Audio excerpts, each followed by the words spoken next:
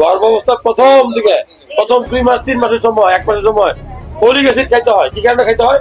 Folic acid না খেলে বাচ্চা প্রতিবন্ধী হয়, বাচ্চার ঠোঁট কাটা রোগ হয়, বাচ্চার তালু কাটা রোগ হয়, বাচ্চার ব্রেন ঠিক মতো ডেভেলপ হয় না, যেটা তার ক্ষেত্রে হয়েছে।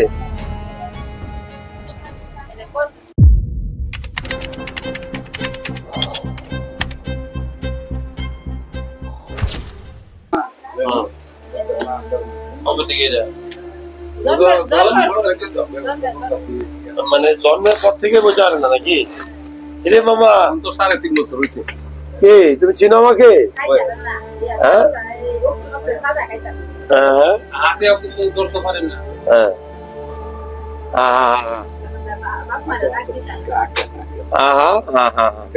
আব্বা আমার ডাকতে পারে? এটা কতদিন আগে এরকম শুরু হয়েছে নাকি জন্মের পর থেকে? মানে জন্ম নরমাল ডেলিভারি কেমন হয়েছিল?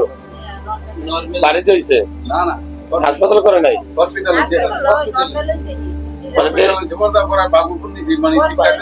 কোন হাসপাতাল ডেলিভারি হয়েছে জিজ্ঞেস করছি? সরকারি সরকারি হাসপাতাল? শিওর? কি সরকারি হাসপাতাল নাম কোন? ভৈরব তো থানা হেলথ কমপ্লেক্স হলো সরকারি হাসপাতাল।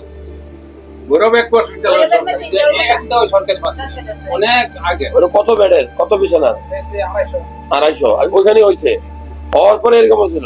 বাচ্চার কি গর্ভাবস্থায় মায়ের কোনো প্রেশার ছিল?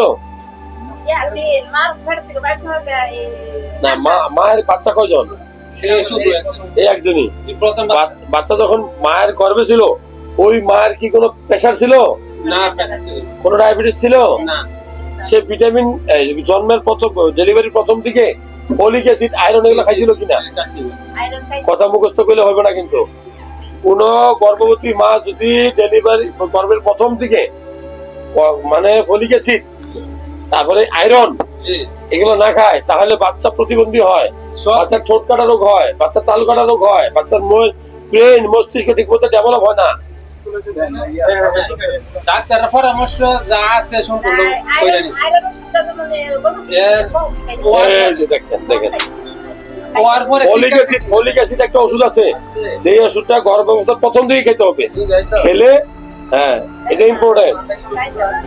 আমি বাচ্চাটা হওয়ার পরে শিক্ষা দিচ্ছেন। আমার কথা আমার প্রস্তুত আমরা ওই জায়গায় না, আপনার না জানলে না বলবেন, জানলে বলবেন।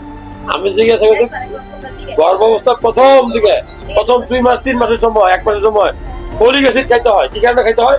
ফলিক অ্যাসিড না খেলে বাচ্চার প্রতিবন্ধী হয়, বাচ্চার ঠোঁট কাটা রোগ হয়, বাচ্চার তালু কাটা রোগ হয়, বাচ্চার ব্রেন ঠিক মতো ডেভেলপ হয় না, যেটা তার ক্ষেত্রে হয়েছে।